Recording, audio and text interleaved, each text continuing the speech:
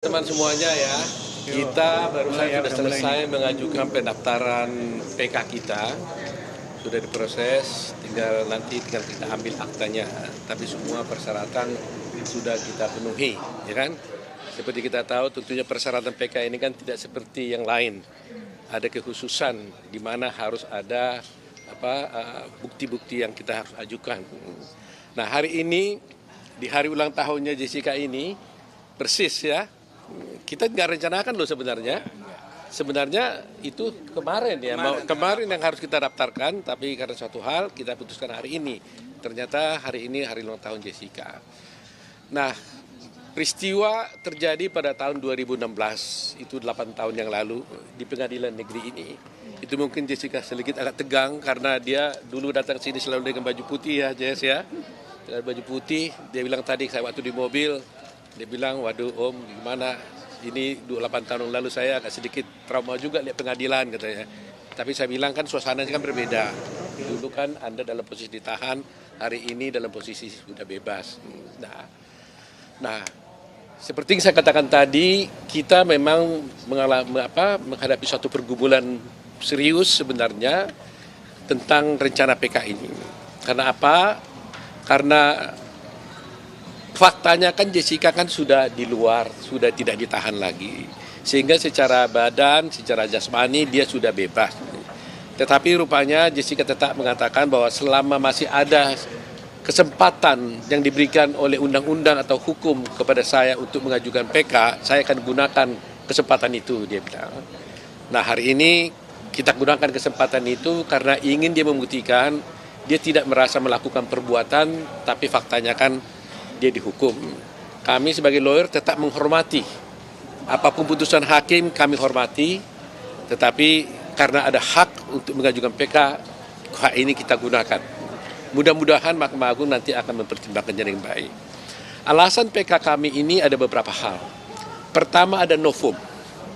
Kedua ada kekhilafan hakim. Ya, kekhilafan hakim di dalam menangani perkara ini. Nah, tentu Anda bertanya, apa novum yang kami gunakan? Novum yang kami gunakan itu adalah berupa satu buah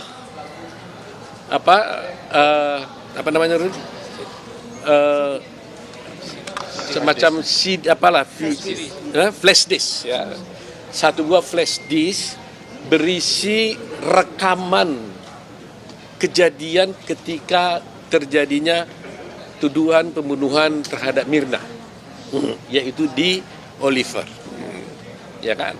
Sebagai latar belakang buat kita supaya ingat bahwa Jessica ini diadili dengan tidak ada satu saksi pun yang melihat bahwa dia memasukkan racun ke dalam gelas.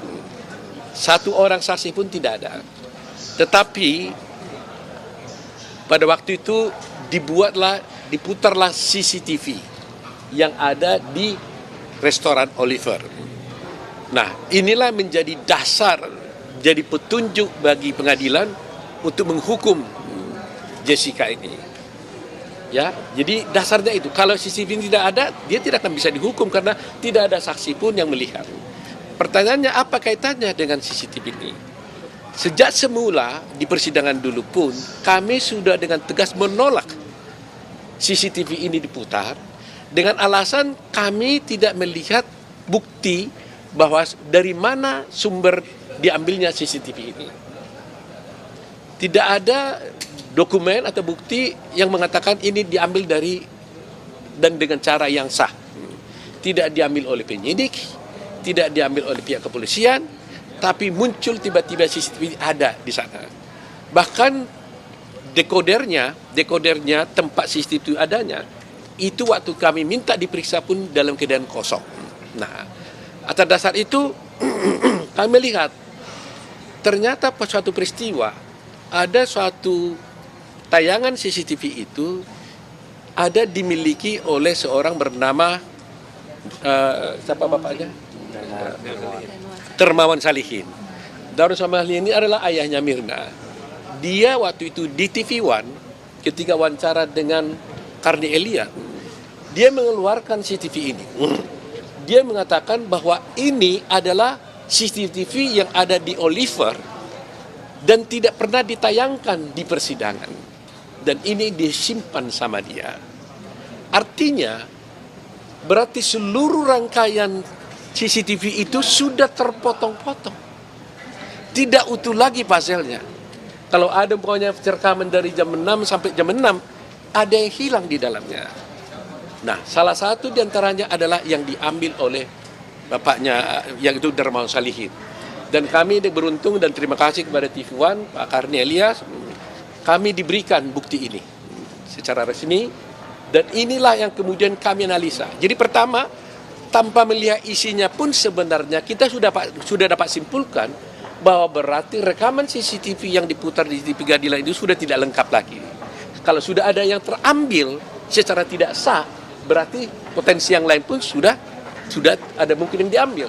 Jadi tidak lagi tersambung, ada yang terputus. Nah, atas dasar ini kami analisalah semua fakta-fakta ini. Nah, kemudian seperti kita katakan, novum itu kan suatu fakta yang sebenarnya sudah ada pada waktu itu, pada waktu sidang dulu, tetapi kami tidak temukan. Itu prinsip novum. Nah, tadi saya katakan tadi ada CCTV, rekaman CCTV yang diambil dari Oliver dan tidak pernah diputar di dalam persidangan, sehingga menjadikan semua perkara ini menjadi absurd. Gitu. Nah, kedua, akhirnya kami menyelidiki lagi, kami menemukan dan menggunakan ahli. Terus terang aja kami menyukai ahli itu Rizman Syarifal. Kami selalu mengatakan ternyata CCTV yang diputar di persidangan ini, kami katakan ada dugaan rekayasa. Rizman Syarifal tidak mau mengatakan dugaan, dia mengatakan itu rekayasa. Tapi karena dia ahlinya, dia harus membuktikan itu. Kami masih tetap mengatakan ada dugaan rekayasa. Bagaimana dugaan rekayasa yang bisa terjadi adalah begini. Bahwa ada dulu di sana itu ada dua ahli yang diajukan oleh pihak penyidik di pihak kejaksaan. Namanya satu Christopher, satu lagi M. Nuh, ya kan. Nah, di sini ada saya supaya jangan salah. Jadi ada di CCTV. Jadi kita lihat ya, CCTV ini karena tidak ada saksi yang melihat, maka dia memutar CCTV. Khususnya fokusnya itu di meja 54 tempatnya Jessica minum dan duduk waktu itu minum. Nah, adalah di sana itu namanya CCTV 7. Ya, kan banyak sekali CCTV.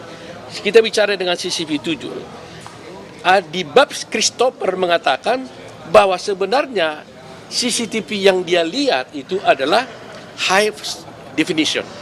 Maksudnya hanya tinggi. Bahkan dia katakan itu 1920 kali 180 pixel. Itu yang dari Christopher. Tetapi apa yang terjadi di keterangannya M. Nuh, dan ini yang kita lihat diputar di Nurul ya, mana Nurul? Diputar di persidangan itu sudah berubah. Sudah menjadi standar definition. Artinya kualitasnya menurun. Yang tadinya 1920 tinggal separuh menjadi 960 kali 576 pixel. Apa yang terjadi dengan ini? Jadi bayangkan aja, kualitasnya sebenarnya high definition, tapi ditayangkan itu sudah berubah menjadi standard definition sehingga kabur. Disinilah mulai terjadi, karena kegaburan ini akhirnya kan hakim kan jadi nggak bisa melihat yang sebenarnya, dituntunlah. Ya ini kan, inilah yang dipersoalkan di sana pada waktu itu. Ada yang mengatakan Jessica memindahkan centerpiece ya di meja. Jessica memindahkan paper bag, jadi sejarkan Jessica mengambil sesuatu dari tas, masukkan ke gelas, ya, dan kemudian paper bag memindahkan paper bag dari kursi dan sebagainya. Inilah yang menjadi ditayangkan seakan-akan karena kegaburan ini nggak ada yang tahu apa yang sesungguhnya yang terjadi lagi. Nah, akhirnya ahli ini menceritakan kepada hakim, inilah ini. Jadi tafsirnya si ahlinya jadinya. Tidak lagi kita melihat langsung apa yang terjadi di CCTV itu. Mestinya kalau CCTV kan tanpa diterangkan pun kan cukup kita lihat apa yang dilakukan dengan apa yang terjadi di CCTV. Nah, kegaburan inilah yang dipakai. Dan kita bisa buktikan nanti dengan ahli si Resmond bahwa ini terjadi perbedaan. Saya pakai istilah normatif, ada yang berbeda antara Christopher dengan M. Nuh dan yang diputar dengan yang aslinya. Tapi Resmond mengatakan itu rekayasa. Karena seharusnya high definition, Kenapa menjadi standard definition? Seharusnya 1920 kali 1080 pixel, kenapa menjadi 160 kali 576? Nah, ini salah satu. Contoh yang kedua lagi ya, untuk memperjelas saja, di CCTV 9 itu ada 2 segmen, dipotong menjadi 2 segmen. Itu pada segmen pertama jam 15.35 dan jam 16.59. Ini waktu VIC disajikan. Ingat itu ya, gelas itu Vietnam Ice Coffee itu disajikan itu pada jam itu. Pada waktu disajikan itu dia standarnya itu adalah high definition. Ini bukan keterangan kami loh. Ini keterangan ahli yang diajukan oleh jaksa. Cuma baru kami temukan sekarang perbedaan itu. Dulu sudah ada ini, tapi baru kami temukan sekarang. Nah, di segmen kedua, di jam 16.59 dan di jam 18.25, waktu setelah VCVIC telah diminum oleh Mirna, terjadilah penurunan kualitas daripada CCTV ini. Akhirnya apa yang terjadi? Si ahli toksologi akhirnya melihat warna yang berbeda-beda. Di sini sekarang berbeda gara-gara dimasukkan sesuatu katanya.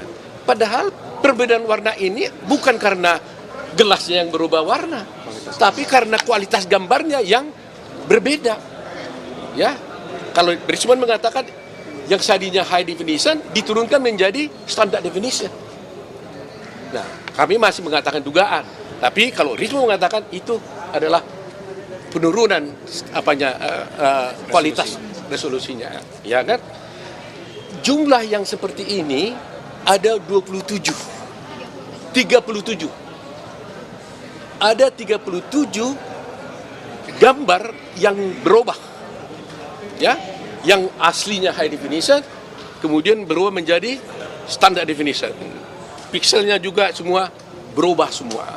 Nah, apa yang terjadi dengan adanya perubahan ini? Maka disinilah rekayasa itu akhirnya menuntun majelis hakim menjadi salah mengambil keputusan, menuntun saksi-saksi ahli menjadi salah mengambil keputusan, karena sebenarnya yang kami lihat di persidangan itu bukanlah yang rekaman yang sesungguhnya lagi. Sudah rekaman yang berubah, yang oleh versi Richmond Sianipar mengatakan itu rekayasa. Lagi kata-kata kami mengatakan itu dugaan rekayasa, tapi Richmond mengatakan itu rekayasa. Dia berani mengatakan itu rekayasa karena faktanya memang tertulis di dalam berita acara. Angka-angka yang kami ajukan tadi itu angka-angka yang tertera di dalam berita acara. Jumlahnya jelas. Jadi mungkin saya tidak perlu jelaskan 37-nya, tapi bagi masyarakat kan sudah tahu bahwa dengan orang ini dihukum melakukan pembunuhan dengan menggunakan petunjuk, dan itu pertimbangan hakim loh. Menggunakan petunjuk di CCTV, ternyata CCTV-nya ini sudah hasil rekayasa.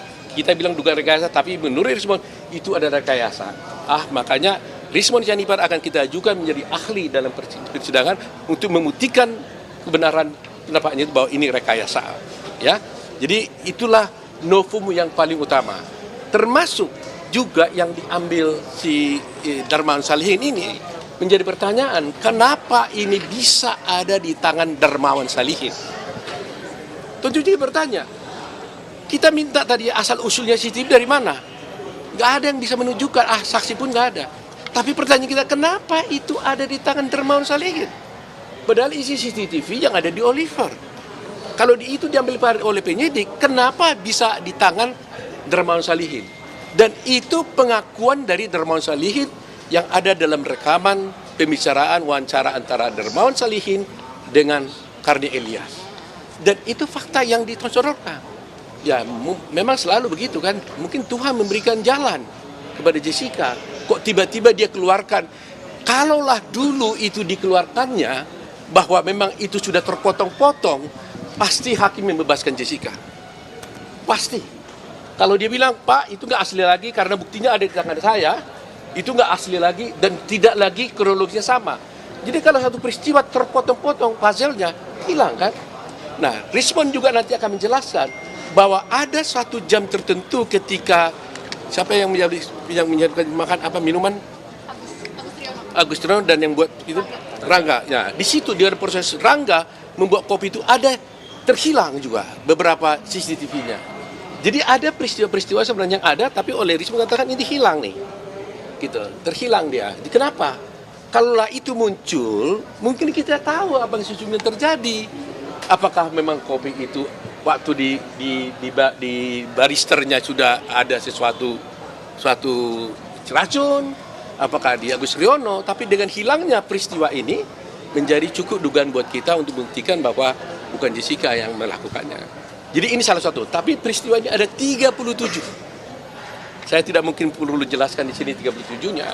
Tapi cukup bagi kita untuk meyakini bahwa CCTV itu adalah sudah ada, kami sudah ada hasil rekayasa berdasarkan keterangan Rismond, dan mudah-mudahan ini kami bisa buktikan di dalam persidangan. Nah, kedua, di samping novum tadi, kami juga mengajukan alasan kekeliruan hakim. Begini ya, ini saya minta ini juga wartawan bisa menyebarluaskan informasi ini. Karena hanya dalam kasus Jessica inilah ada dituduh dia bersalah melakukan pembunuhan dengan racun tanpa korbannya tidak diotopsi. Semua pembunuhan di Republik ini pasti diotopsi. Kasus Sambo itu juga Brigadir J juga diotopsi. Kasus Vina yang 2016 pun itu juga dilakukan otopsi. Yang lain-lain juga dilakukan otopsi. Yang kemarin juga yang korban-korban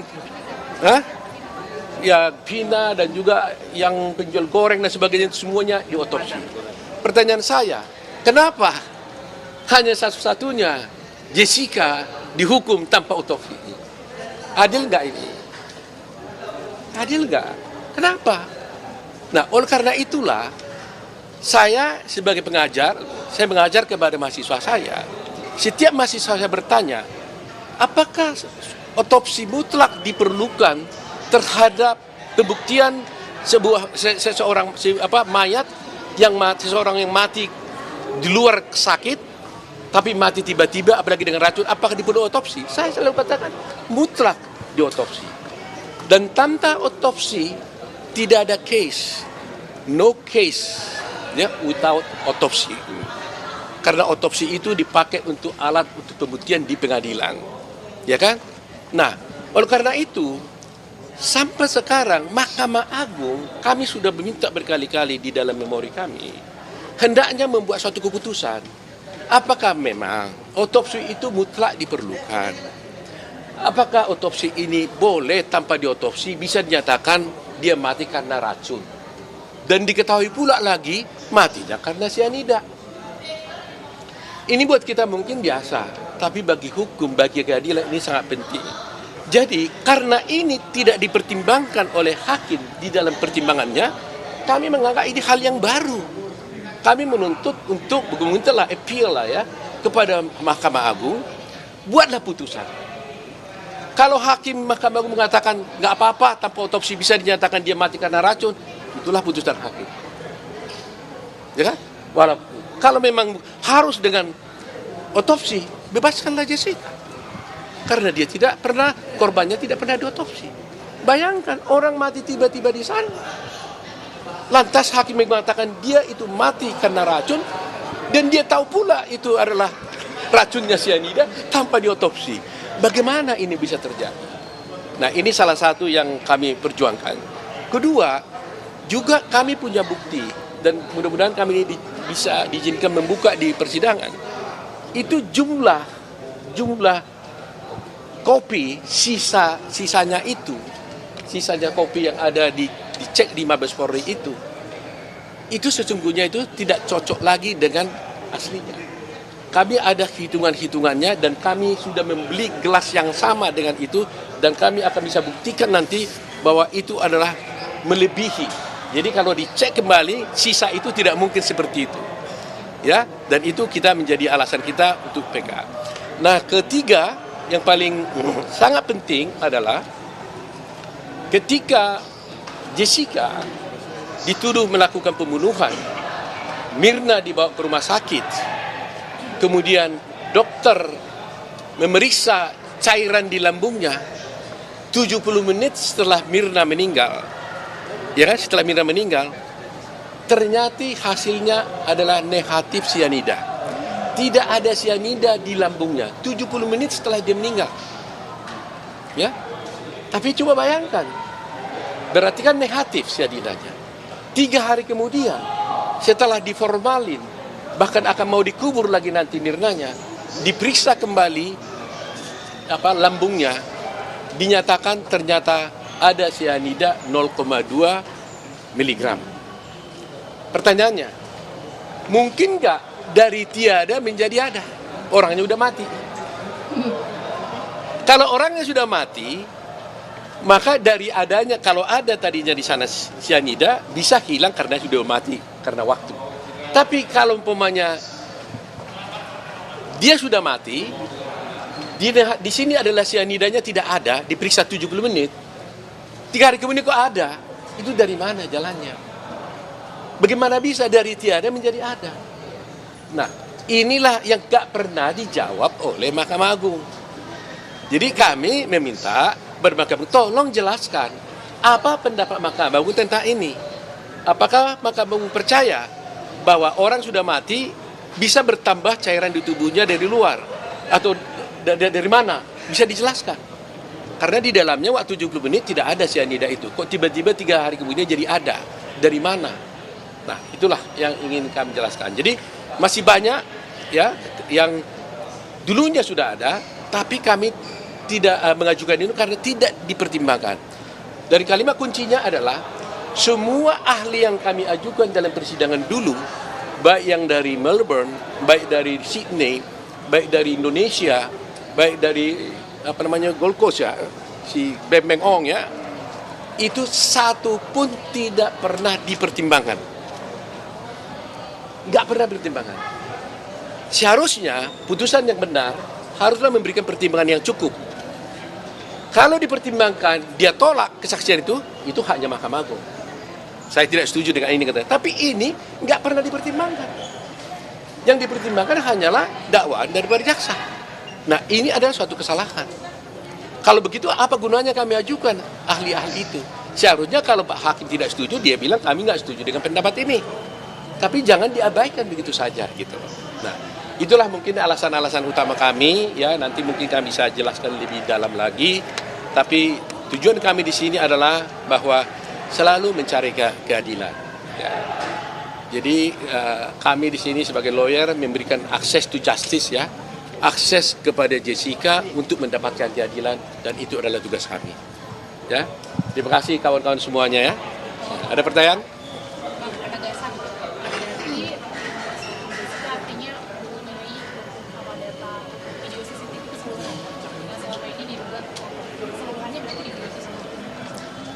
Jadi gini, kita minta dulu, kan nggak pernah dikasih. Termasuk Christopher dan Emnu, waktu mereka bersaksi nggak dikasih. Tapi akhirnya kami melihat dari keterangan ahli mereka sendiri. Kalau itu dibaca dan diterjemahkan kepada CCTV, terbaca itu semuanya. Terbaca gitu loh ya. Walaupun CCTV-nya semuanya tidak dapat. Ya kalau melalui tayangan televisi kita sudah dapat. Melalui tayangan Ice Cold ya juga tidak dapat, ya kan.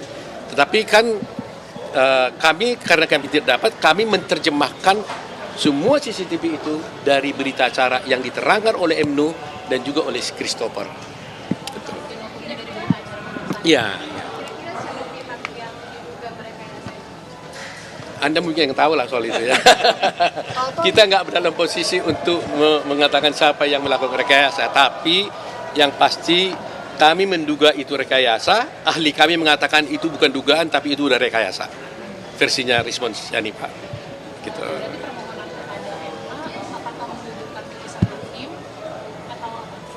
Ya, kita membutuhkan kalau permohonan kita kan dengan adanya bukti-bukti ini, kalau tadinya ini hakim tahu bahwa itu rekayasa, maka pasti dong hakim membebaskan dia. Jadi permintaan kami supaya dia dibebaskan dan tidak terbukti melakukan tindak pidana pembunuhan yang dituduhkan kepada Jessica. Ya dipulihkan lah.